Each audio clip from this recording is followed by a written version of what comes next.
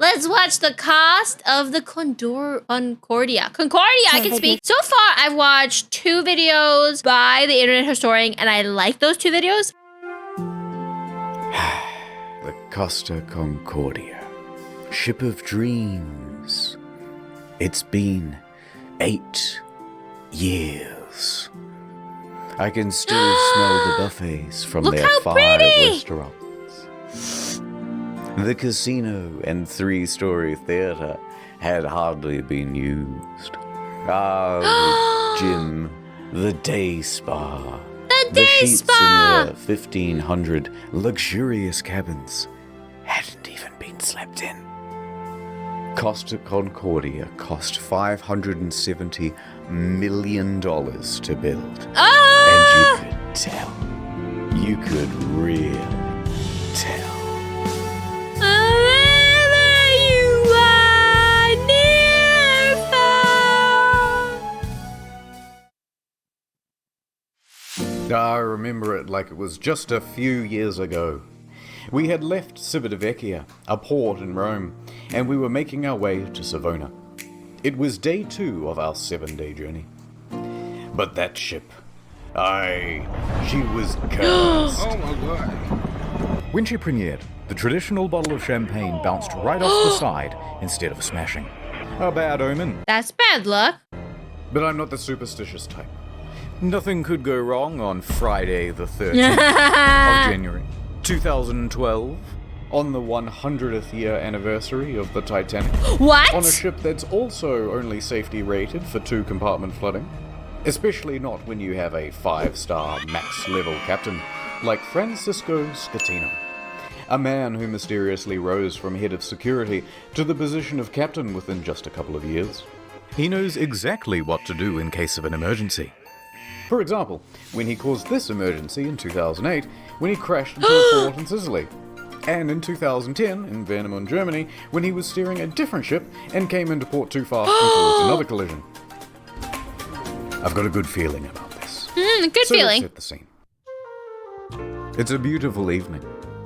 People are having fun on the slides, drinks at the bar. Antonio Magnotta is playing piano at the restaurant. Martin the Magician is setting up for his show. And the ship Martin! is setting up for a little detour. It's called a sail by salute. Basically, you get real close to the shore Have you guys been on a cruise before? I want to know. I've never been, but they look fun. and honk the horn. Yeah. The locals hate it, but the customers love it. And it's Oh my traditional. god. Scatino, the captain, comes into the dining hall with a lady, Dominica Samorton. Remember this face because you'll be seeing a lot of it later. Oh. Scatino eats his dinner with her and socializes for a little while. Then he, Dominica, and the maitre d' finish up and excuse themselves. They're heading to the bridge. It's time for that sail by salute. This time, they're going to get closer than ever. No. Just 1,500 feet from the island of Giglio. No. And how are they going to determine this distance? Well, of course, the captain is going to eyeball it. Apparently, it's not an uncommon thing to do. Scatino turns to the fella steering, Oh no. his helmsman, Jacob Ruslibin. First interesting tidbit. Costa Crociere has hired Jacob from Indonesia at a rock-bottom price, and he's a bit of a newbie to the job. In fact, his profession hitherto, a painter and a cleaner. It's his first How did he get this job? This is what I always wonder. Like, you have to find out the credentials of the person that's working there. time steering a massive ship, and he's very excited. At least, we think he is. It's hard to tell because he doesn't speak English or Italian very well at all. Oh no. Off to a good start. The second in command orders the helmsman to 290. Now, don't be confused by these numbers, they're just the degrees on a compass. At the Okay. same time, the captain whips out his cell phone and calls former captain Mario Palombo, who lives on the island. They chat about the safe distance to Giglio's shores. It's all very casual. Anyway, Mario says that the safe distance is between 0.3 and 0.4 miles from shore. The captain is going all in. This is not his first sail by salute, so he's confident in what he's doing. We're Oh no. I feel like it's gonna go bad.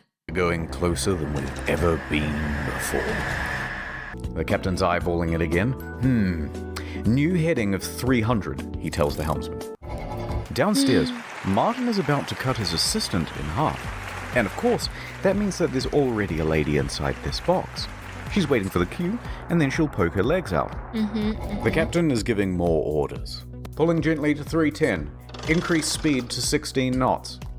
Going this fast is going to be a fatal error. But before we talk about that, let's talk about another big problem.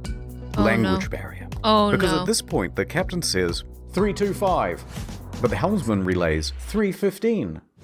So the first officer intervenes, and he goes, no, 335, which is also wrong. And then the captain clarifies, no, 325. The helmsman confirms 325. Their poor communication has them moving at a much wider angle than they think they are. However, the captain should and would know this, except for the next problem, complacency about procedure. The standard procedure of a ship this large is for the third officer to give exact positional coordinates every time the captain gives a new directional order. But they're not doing that. 330, he says. The helmsman relays 330. The ship reaches 16 knots. The captain then turns to the second officer and instructs him to go to the left wing. That's these things here, and they basically exist so you can get a better Oh, no. This is gonna go bad, guys. This is gonna go bad. view over the whole vessel. A few seconds pass, and then the mood starts to turn. Scatino notices white foam of waves breaking against the rocks directly in front of him in the distance. The Costa Concordia, right now, is almost 700 meters closer to the rocks than it should be. Without deviation, there is going to be a direct collision. Oh, shit! Scatino immediately commands the ship to start turning away. 335. Not enough. The captain shouts, 340. The captain yells, 350. Now, remember how I said that accelerating to 16 knots was a fatal error? Well, that's because it's made this ship incapable of such a drastic turn. What they've got They're going too fast and they can't turn! is understeer. Here's an example. The front end is not working. You're turning, and you're just going straight. You want to go over here, but you're going to end up over here. So despite the order of 350, right now the bow is still only pointing at 327.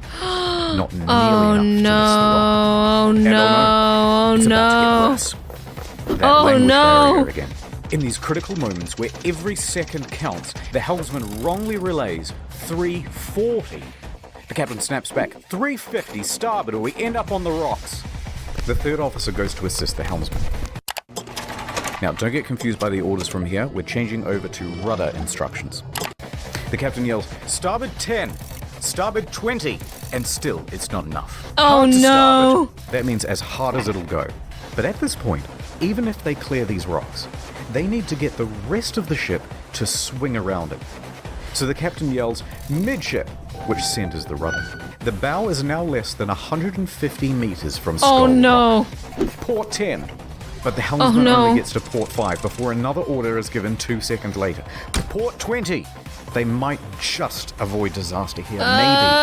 But then, oh no. One more time, the helmsman cocks up at the worst possible moment. The helmsman goes to starboard instead of port, undoing the swing. 8 seconds later, he realizes the error and corrects, but it's too late. He has just turned a probable near miss into a sure hit. All they can do now is hold on as the bow of the ship narrowly passes by the rocks. Hard to port! The second officer yells, we're gonna hit! Collision.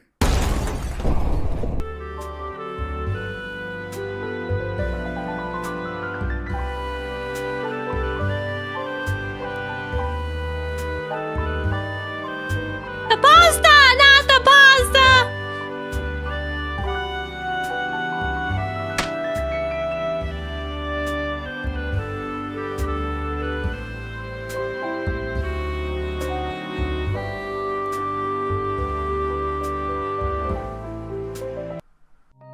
Downtown, Nordtown.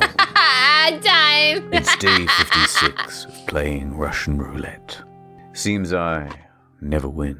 Gonna drink all by yourself? Somebody has to. Somebody I has hear to do you're a it. man who's good at finding folks. I'm many things. I'm looking for this fella. I got to find him. It's breaking my little heart. This I'll see video what I is can not do. available I in have your contacts country. in thousands of servers in dozens of countries across the globe. And just like that, she was gone. The only thing she left was a calling card. Sometimes when you follow a case, it follows you back. NordVPN can protect my online data. But who can protect me from myself? When they said this job gets easier, it was just another lie. Forensics found his password spread all the way down the block. Oh In a no. perfect world, we'd all use NordVPN. But I guess this isn't that kind of story. I took the brakes off my car. Man like me never really learned how to stop. Shut the fuck up. I took the steering wheel out too. I let the road take me where I'm supposed Why is to there be. no steering wheel? That's right, Toots. Your husband's dead. Merry Christmas. Oh my Go to god. nordvpn.com/internet historian for a huge discount on a 2-year plan. Oh. Add over. Over. Back to the The drama. ship hits rocks on the port side. A 53-meter gash opens up in the hull, and thousands of tons of water begin pouring in. A No. loud scraping and bang is heard by all passengers. At the helm, there's panic. Rumblings in the dining room. Martin awkwardly pauses his act as he's helping his assistant into the box. Meanwhile, the lady inside Let me is out, trapped let me and out. terrified. There's confusion Oh, 100%. You'd be panicked if you were in a box and that was happening. across the ship. All of the crew off shift come back on duty. All officers run to the bridge. Technical crews run down to the lower decks to assess damage. On connection with the rocks, they lose propulsion and slow to 8.3 knots. And they are now adrift. Close Oh, the no. watertight doors at stern. Enormous volumes of water are pouring in. So much so Oh, that no. within 29 seconds of collision, all 6 engines stop working through flooding. 22 seconds later, a blackout happens. Lights, electrics, the water pumps too, everything. The captain orders the helmsman hard starboard. This is the final position of the rudder before power to that too is lost. The Costa Concordia, now without power, is drifting starboard. Oh plunged my into god. absolute darkness. That would be so terrifying. A quick breakdown of the flooding. When the Concordia struck land, it tore open 3 watertight compartments. At first, compartment 5, which filled very rapidly. Oh, yeah? Then 6 more slowly, 4 shortly after. Then 7, 8, and 3. Modern No. ships are built to withstand 2 compartment breaches. These compartments especially, though, are a problem because Why can they only stand? Oh my god. Are ships just made poorly? they contain the engines and the electrics. These main generators give power to the whole ship. Oh my From god. propulsion motors to rudder to hotel functions, pretty much everything. When Oh, they no. went out, the ship was a functionless, sinking cage. A few No, seconds no. later, the emergency batteries for internal lighting and communications kick on. When the lights come back on, Martin has vanished. He's ditched the stage. And it caused a huge panic in the theatre as passengers are trying to flee to their cabins and to muster stations. People Oh my already in their God. cabins come out and start putting on life vests. Yep. Staff rally and try to calm everyone down. Everything is fine. There's no need for vests. Please return to your cabins. The emergency Yeah. Just relax. It's no problem. The water you see in the aisles, it's in your imagination. Come on. Have you had a little bit too much to drink, Brad? Come on. You don't see water here, Brad. There's no such thing as water, Brad. Come on, go back to your cabin, Brad. There's nothing to panic about. Don't get Karen all wild up like that, Brad. generator starts. All of the watertight doors close except for door 12, which is jammed. Oh The captain no. calls Pilot, the chief engineer, as the ship begins to list on the port side. There's water coming in? Yes, there's water. But where? The engine room. But a lot of water? Yes! Yes! There's water, you can't go down. Let's go down the other side. In a moment we'll start the pumps, I'll let you know. In the theatre, the whole magic box apparatus slides right off the stage and falls into the crowd. Oh, no. Further increasing panic. On the bridge, an announcement is being prepared. They are going to lie to prevent a panic. Let's just say we have a blackout. That's not good. The deputy chief engineer enters the engine control room. He confirms to the bridge that at least compartments 5, 6, and 7 are flooded. Announcements are made. On behalf of the captain, to inform you that due to an electrical fault, which is currently under control, we're currently in a blackout. Our technicians are working to resolve the situation, and we'll inform you of developments as they occur. Of course. They're trying to prevent a panic. Why don't they just evacuate the ship? They should have lifeboats on there, and they should be able to evacuate the ship. They're close enough to the coast. They should be able to contact the coast and save everybody. They should be being responsible and helping everybody. Thank you for your attention. Coincidentally, at the same time in the restaurant, they're playing My Heart Will Go On, and it's very much not helping the situation. The captain calls the Costa Crisis Unit, Roberto Ferrarini. He tells the crisis unit that they've hit a rock, that they're assessing damages, and that they are also in a blackout. The crisis office says to reverse the ship up onto shore. Well, how are you going to do that? You don't have power to the rudder, let alone the engine. You know, hoist the sails? Anyway, around this time, the wind direction... Oh, but the problem with the Titanic, Taka, is with the Titanic, they didn't have enough lifeboats for all the people. That was a huge, big issue with the Titanic. They had more passengers than lifeboats, so no wonder people were fighting over them. Creates a starboard list, and the ship begins to turn anyway, drifting right back towards the shore, which is a very good thing because you want the ship to end up as close to shore as possible. Yes. A panicked passenger senses that something is off. This isn't like any electrical problem that she's ever seen. Plus, there was a massive crashing noise. You and would now the see ship that. is That tilted. would be strange. So she contacts her daughter in Italy. The daughter then calls the police, and the police call the harbour master. Oh, of course. While that goes on, a conversation between Pilon and Ambrosio. The diesel is not starting. The captain asks the engine room, but where have we made contact? Thinking that the incoming water can be reduced. Oh, Captain, no. here everything is lost. The electrical panel, everything. Everything! They're saying at this point that the ship is going down. The Oh, captain no. calls Roberto Ferrarini again. Actually, 2 compartments have been flooded, but don't worry, the ship's stability isn't in danger. Wrong. Oh, no. Passengers begin going Why to is he muster stations on lying? their own initiative. The cruise director says, "We have a lot of people at muster stations that I do not want to fall overboard. Do we make an announcement to tell them to go to the lounges?" Bozio says, "I think that's best." The harbour master from Livorno calls the ship. The captain tells them that we just have a blackout. How long has this blackout been going on? About 20 minutes. Have you asked passengers to put on life vests? It's just a blackout. I gotta go. The harbour master is suspicious. He says to his superiors that he thinks something more is going on. He calls a patrol boat to the area and asks them to look at This Harvard guy, is being smart. He's being responsible and he's helping out. the ship. Another problem. The fan on the emergency diesel generator isn't working properly. Pilon manually has to turn the thing on and off with a screwdriver so that it doesn't overheat and cause a fire. The captain is on the phone to the lower decks, asking pointless questions like, is it still flooded? Yes. Yes, it is. The captain is essentially in denial of the situation. The harbour master calls again. Finally, he says, the ship is taking on water through an opening in the left side and the ship is listing. He qualifies with, no one dead or injured. The harbour master asks Oh if he my needs God. help. Just a tugboat?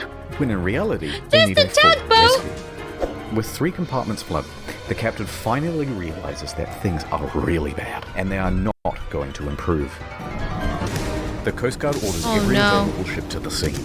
Meanwhile, up with the passengers, the cruise director's assistant says, everything's under control. Please return to your cabins or hang about in the lounges, no problem.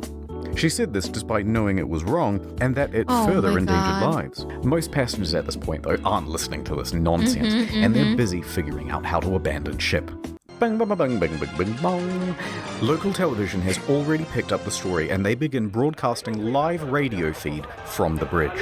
Hey, Capo. Captain, the passengers are going on board the boats. Okay, let them go to shore. So then general emergency? Wait, let me talk to Ferrarini. Oh my We risk God. the emergency generators that do not have cooling. It has cooling problems. 100 This is a disaster just because he doesn't want to get blamed for this. degrees. The cooling fan has stopped. Pilon calls the bridge and tells the safety officer they need to evacuate. The safety officer relays this to the captain, but after no response, he orders the engine room to evacuate on his own. The captain says, "No, stay. We're leaving." Yes, So what do we leave. do? General emergency?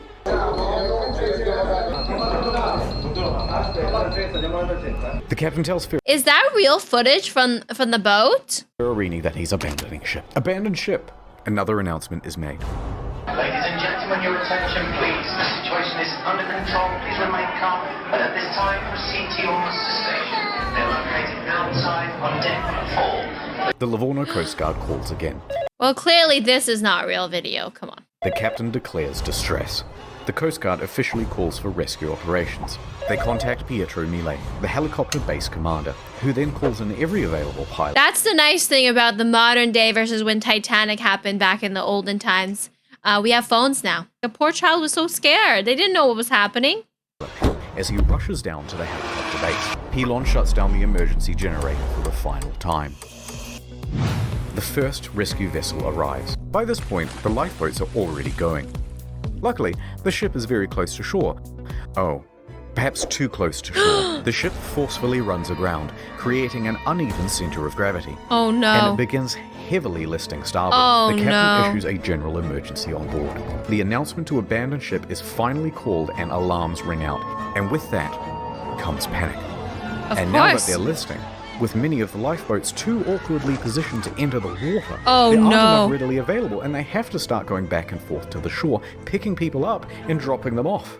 The patrol boats report to the Livorno harbour master that the ship has run aground and is listing heavily. So the harbour master asks the captain about it, and the captain says, no, the ship is still floating. In fact, we're trying to maneuver it onto the shore. They know he's lying. Hold on, I'm reversing it. Beep, beep, beep, beep, beep. The captain then says to bottom out the starboard anchor. So they drop out the anchors, but let out too much chain, effectively rendering them useless. What? The deputy mayor of Giglio, Mario Pellegrini, and tobacco shop owner Giovanni Rossi arrive at the harbour. They watch the scene unfold. As the first of the lifeboats arrive on shore, the deputy mayor takes the initiative and races to board one of the lifeboats, God, returning to look the at ship, it. Look at him and go. starts trying to find someone in charge. He gives up and starts helping passengers. Look at him go. Look at this Scatino tells dude. everyone to leave and take radios, but not before changing out of his uniform and into a nice suit. Priorities. He didn't want people to think he was the captain. Dimitri Christidis and Silvia Coronica leave with him. The maitre d' and Sir Morton both get out of there. By this point, approximately 300 people are still on the ship. Mille reaches the helicopter base. The first helicopter, a slow-moving Augusta Bell, was already rising from the tarmac for the hour-long flight south. Oh my god. Bozio is the last crew member left on the bridge, coordinating evacuation. He then leaves to help passengers board lifeboats. The bridge is now abandoned. And then Abandoned? the ship's black box stops working. Apparently there were technical problems with it. That means, from here, things are going to get a little foggy in detail. No.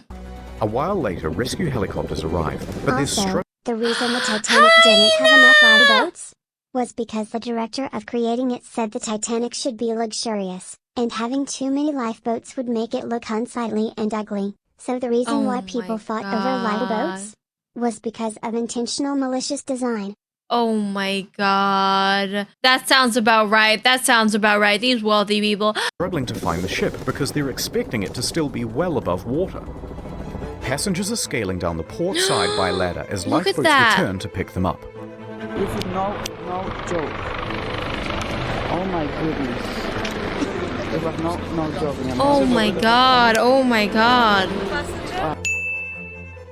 Oh, that's that face. That's that person. Make a film I'm movie. allowed. Who say you are? Who said you allowed? Helicopter, a faster model, sets off.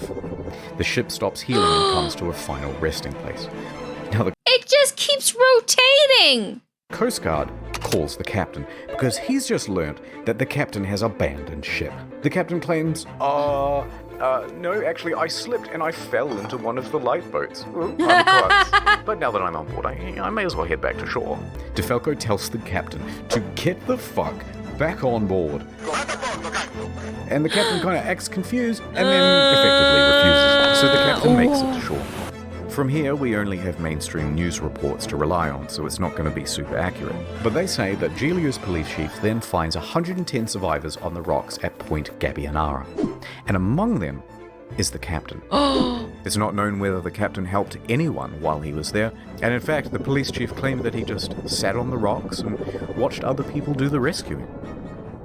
Oh, what a shitty captain. A while later, a rescue boat picks up the captain and takes him to the harbour. He speaks to the police. He then finds the ship's onboard chaplain, Father Rafael Molina, and cries to him for about 15 minutes. Oh my Then god. he goes to I'm so sorry, I'm a horrible person. Blah, blah, blah. Oh my god. the harbour master's office to receive probably the biggest dressing down of his entire life. Port authorities ask the taxi driver to take the captain back to his hotel. The captain takes the 30-second cab ride to the Bahamas hotel. According to the cabbie, he was beaten like a dog. He was cold and afraid. He only asked me where he could buy a pair of fresh socks. But then he perked Nobody likes wet socks. right up again and gave an interview to a news crew. He told them that he was the last to leave. The captain is usually the last to abandon ship. What happened, Captain?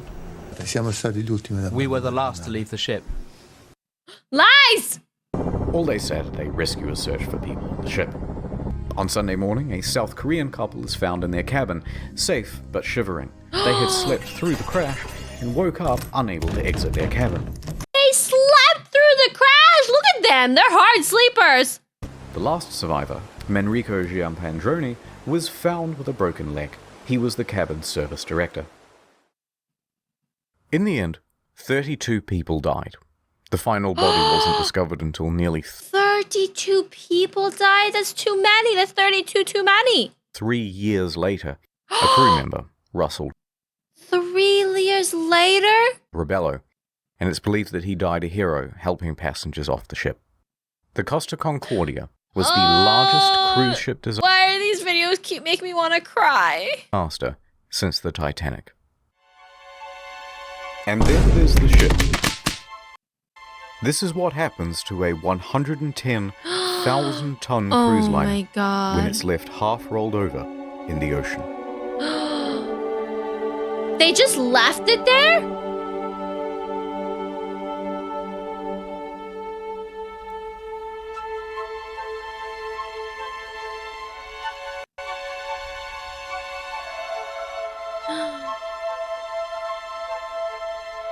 Wow.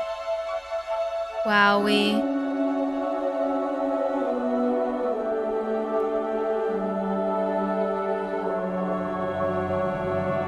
This would have been so easily avoided. But this isn't the end.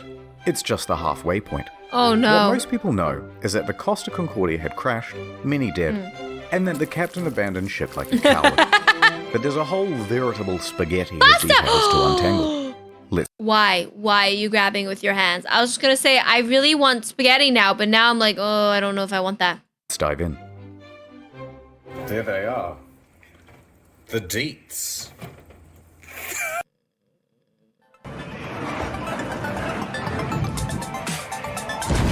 Ouch. Looting?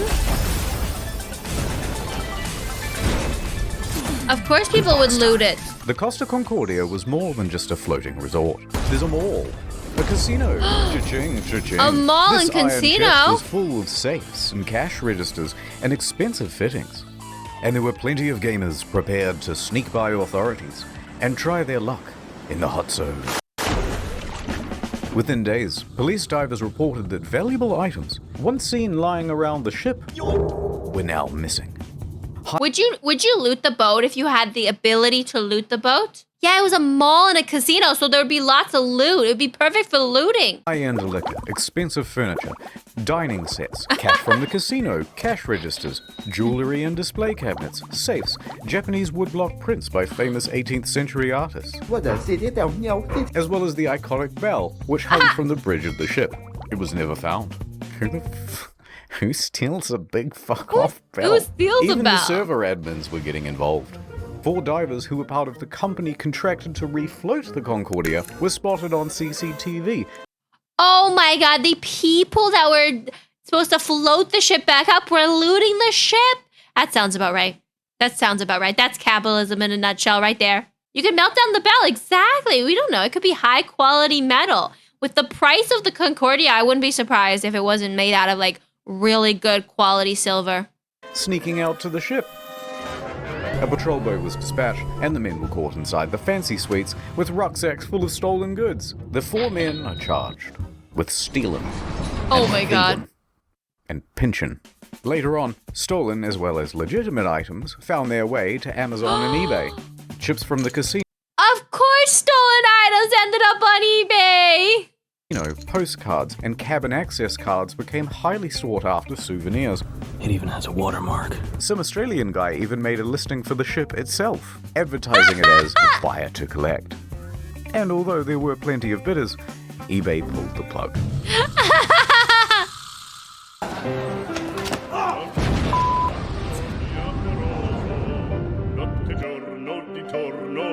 I know you want to see Scatino go to jail, and we'll get to that. But first, yes, we have to talk about someone else. Dominica Samorton. That was a close one. There was speculation that she was on the bridge that evening because she was the captain's mistress. Intense media speculation reports that her presence distracted the captain. They both denied their love for years and maintained that they were just friends. Although she did later admit to the media that she found him handsome. And how could you not? You so fucking precious when you smile. But she says there was no romantic link between them. Some people would like to believe, they want to know I have something with him. It's more interesting. It's like, some spicy in the story. Miss Samorton also loved the spotlight, however. Everyone! Oh, no! And took several interviews. But as the pressure mounted upon her, she began making ominous threats to Scatino, saying he must confess, and that you have but 1 week to come clean. Blackmail! Get weird. Spicy. Samorton is a bit of a wild card. In a subsequent interview, she claimed a helicopter came to the ship well before the other rescue craft to take away a package. What? Huh? And what was that package? Drugs, apparently. Drugs? So rumors began that the ship was running narcotics for the mafia. What?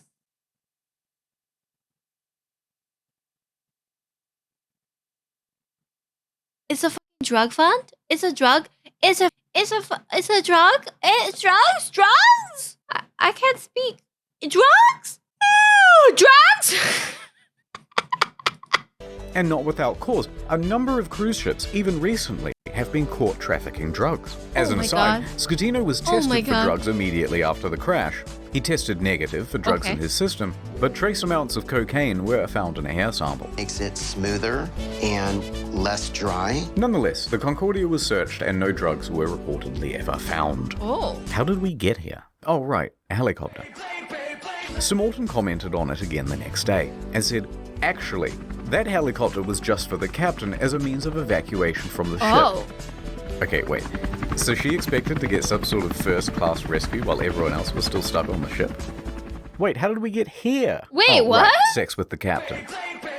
Divers were quick to head to the captain's cabin where they found Miss Samorton's lingerie and other articles of clothing as well as a makeup bag. The jig was up, but they continued denying it. Samorton mostly faded from international attention until she was told to appear before the court to present witness testimony. Witness testimony! The judge pressed her to be truthful about their relationship, or she would be held in contempt. Either tell me the truth or shut up. So finally, she admitted it. Yes, I had a sentimental relationship with the captain. Stop. But now, stop asking about my private life. She was indeed the captain's lover. What is up, Trouble Alert Nation? Scatino cheated on his wife with Seymour Tan. Oh my god!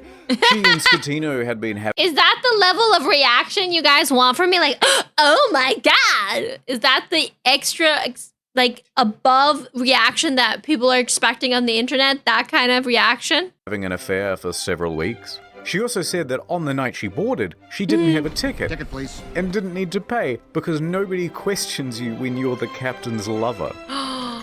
She had no ticket. She didn't even she gave pay. another confusing interview after leaving court. I want to say that today is the second time I die, because the first time I died in the night of the crash with my psychological brain and problems.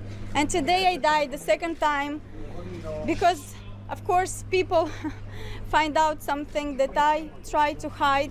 Subsequent to the trial, she used her I know that she's not like a native English speaker, but what was she trying to say that she died psychologically during the crash? Did she go crazy after the crash, guys? fame in Moldova to become a political activist, often appearing on television and radio and in articles covering protests, accompanied by pictures of her being arrested by police. Wow.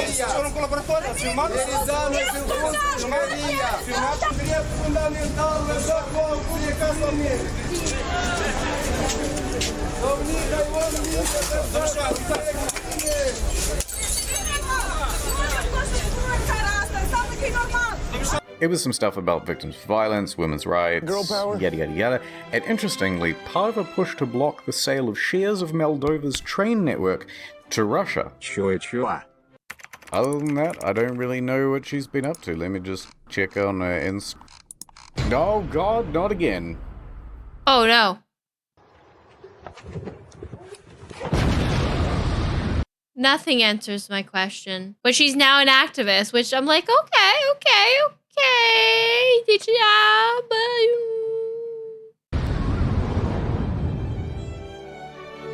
Several civil suits were quickly lodged against Costa Crociere. Of course. And their parent company, Carnival Cruises, I would immediately sue them. saw a share drop of 23%. Don't beat. Passengers sought compensation for their damaged mental health, lost belongings, and loved ones. Either they allowed him to divert from his course, or they didn't know where their billion-dollar ship was. Within a few days, facing financial and media pressure, the That is true. You should hold, like, the captain is responsible, but so is the corporation behind it, because they should be monitoring where the captain is going. There's a lot of people to blame here, guys. CEO attempted to join the bandwagon against the captain and the crew.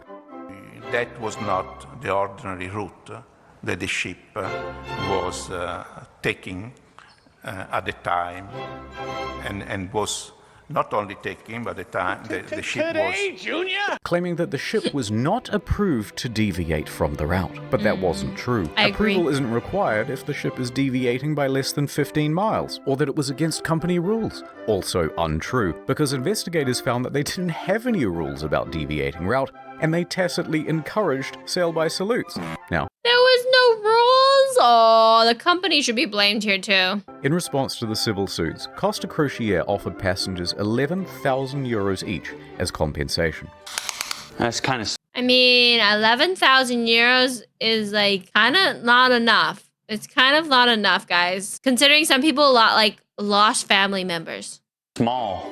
11,000 euros, about $14,000, is the minimum compensation under international law when a ship is abandoned. This was to reimburse them for their tickets, as well as any costs they accrued in having to unexpectedly travel home early. And that was supposed to release them from everything and anything that has to do with this accident. I cannot ask for more than this. A lot of passengers, understandably, were not too happy with this deal, No, and they I would- refused to take the money. We think the offer is an insult for what these poor passengers went through. We think that the agree. compensation being offered is not commensurate. Take it. Compensation being offered is not commensurate. Later, Costa Crociere would lodge a plea deal with the Tuscany court to pay a €1 million fine to avoid a criminal trial. The judge agrees. What? Costa Crociere is now off the hook for all criminal liability for the whole thing. They've washed their hands of the incident and flecked the residual droplets of responsibility onto the faces of 6 staff members. Passengers and relatives of the dead are livid that the company has been able to avoid criminal responsibility. Offered is not commensurate. Civil suits against the company continue. By the way, the residents of the island of Giglio also banded together and sought damages. They didn't get much. Oh my god. Eventually, passengers who refused the initial compensation of 11,000 joined civil parties against Schettino in his trial in 2015. It's not commensurate. They were awarded €30,000 each. Other cases, especially those involving lost relatives, are settled for undisclosed amounts. I mean, at least 30,000 is way better than 11,000. But my God, did he try to get out? These people tried to get out of everything. It's like, you have money, spend it for your regrets and learn from your mistakes. Live with consequences.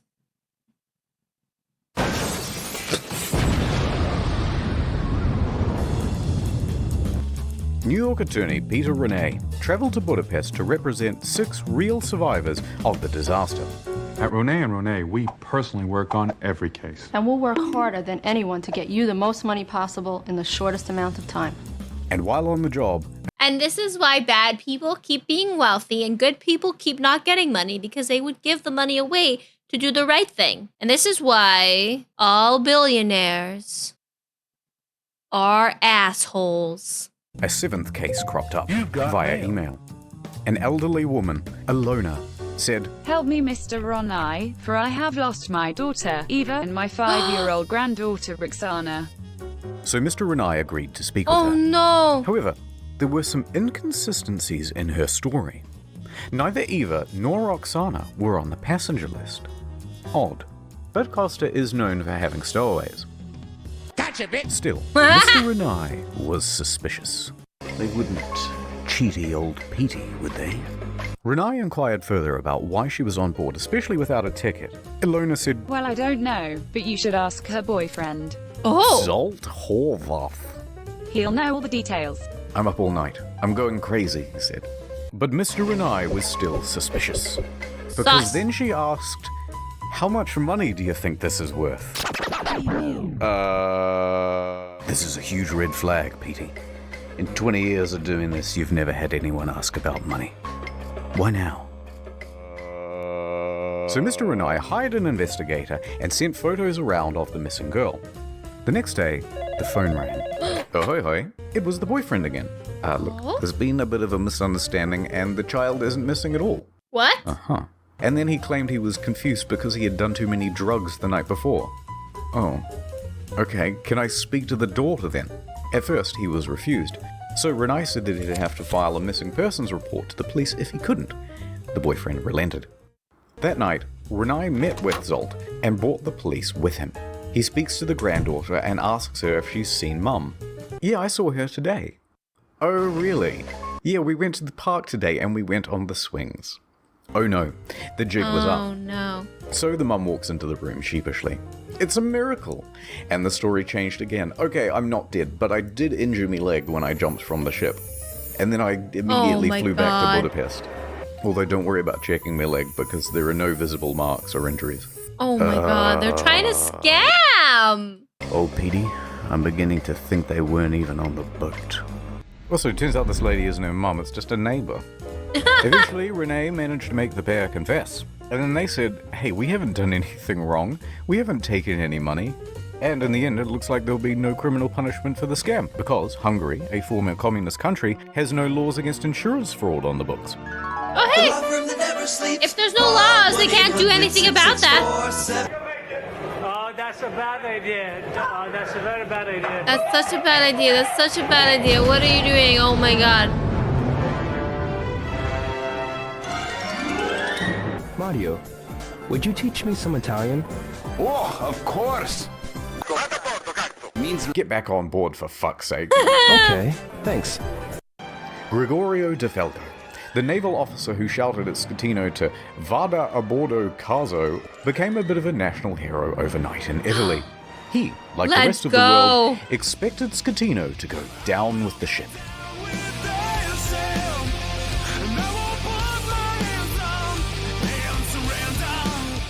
And when the captain chickened out, De Falco was there to admonish him. And when he stopped answering the radio, he called him on his cell phone to continue putting him on blast. God. When the captain first reported just a blackout, De Falco didn't believe the story and immediately began preparing a rescue effort, which likely saved several lives. His actions were applauded by most Italians who were tired of their public servants being corrupt and avoiding responsibility. Accordingly, shirts sporting Vada a bordo caso were being printed by the end of the week, others setting it as their phone's ringtone. But then, in September 2014, without warning, DeFalco was transferred to an admin role in the Coast Guard. What? Hear what I said? You've been demoted. DeFalco said that he had been passed up for promotion, that he had also not been told which admin office he was even being transferred to, and that it all effectively cancelled 10 years of his career. DeFalco was tres furioso, and there was public speculation that it was owing to bad blood between himself and Admiral Delana, his former boss. His status among the public overshadowed his superior in many ways. On the other hand, his boss said, Wow, somebody's jealous of him risking his life to help people? no, it's part of a normal career progression for naval officers, and that he must show more maturity and professionalism to advance his career. Now, it's hard to know what's true in office politics, so let's leave that alone. And anyway, in 2018, DeFalco said buenas noches, ya later, to the Italian Navy to become a politician. In March that year, he was elected to the Italian Senate, serving as a member for Livorno. He still serves there today. I'm the captain now.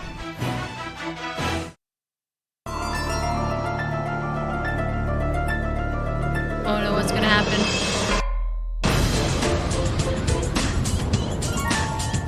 Okay, now we get the captain arrested. Let's go. The disaster, Scatino was taken into custody by police and underwent questioning. However, it was clear that this would not be a straightforward investigation.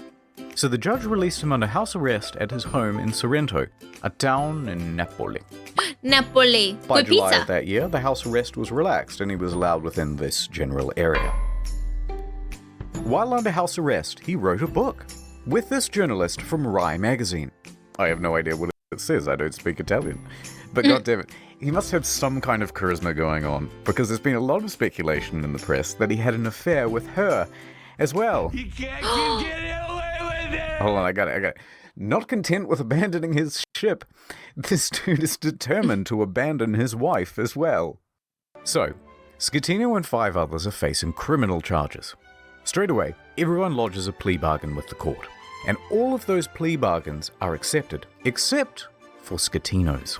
And the condition of everyone's reduced sentences are that they must provide witness testimony against Scatino. See, that's what they like to do in the court. They like to be like, if you guys can all blame and patsy this one guy, then you guys all don't have to go to jail. And it's kind of sleazy because everybody was faulted in their own, but they're using it to leverage on the one guy, when technically I feel like it should have been, I mean, there's multiple faults and it's not black and white, but I feel like it could have been even the steerer, you know, the guy steering, the driver, not just the captain. There was lack of communication, but then also who hired the boat steerer guy? Like, was it the captain? And then it is his fault for hiring somebody that doesn't speak English or Italian or any language that the captain can speak. Me.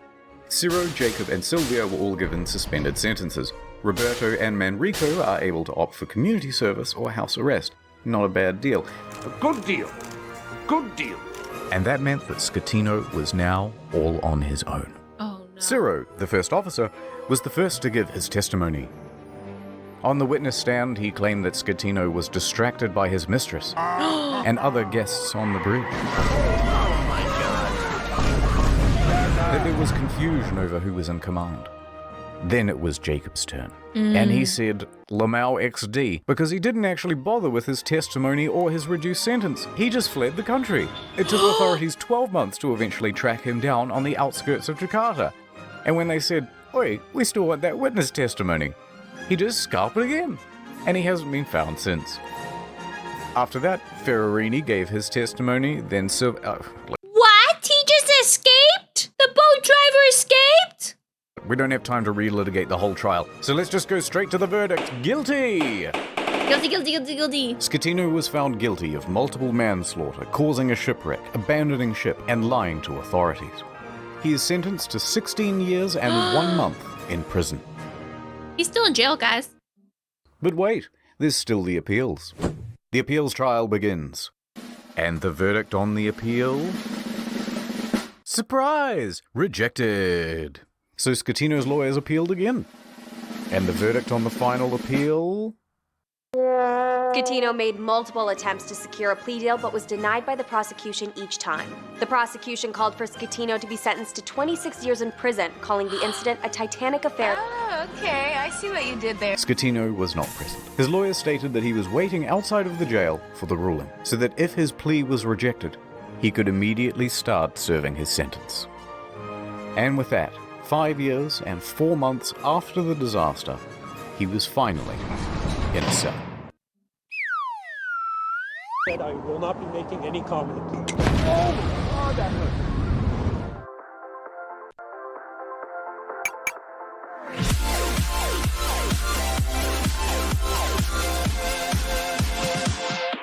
The salvage operation was enormous. It took over 2 years and cost an estimated $1.2 billion. Oh my God, it cost more to salvage and get the ship out of the water than it cost the ship originally. Oh my God. Beginning in early 2012, they first spent 2 months pumping fuel from the ship's tanks. At the same time, they had to pump seawater in so that the balance wasn't affected and the ship didn't slide around. In early 2013, a platform was built under the ship to prevent it from falling further. Sponsons were then attached to the sides of the ship and cables attached to the underwater platform. The sponsons were then dragged underwater and opened up to allow the ocean to fill them. The ship could then roll over properly. By late 2013, the ship was upright once more. The sponsons were then attached to the side of the ship to help keep it balanced. It now rested partially above water and crews could walk around safely. By July 2014, the water was removed from the sponsons and compressed air was pumped in to lift the ship. And she was ready to cruise again. This time to a port in Genoa. It was a 4-day towing journey to the docks where a 2-year process of dismantling and recycling would begin. Oh my God. That same weekend of the towing, Scatino was busy. He was the guest of honor at a white party on an island in the Bay of Naples. He appeared on the front page of a local newspaper, Wait, how? flanked by 2 of Italy's most that's before he was eligible arrested. bachelorettes. The end. Anyway, so these are the things that I remember from the Costa Concordia. That sweet maiden of the sea. And as for you, little fella,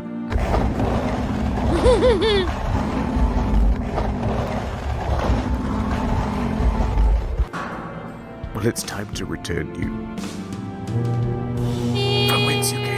And far, wherever you are.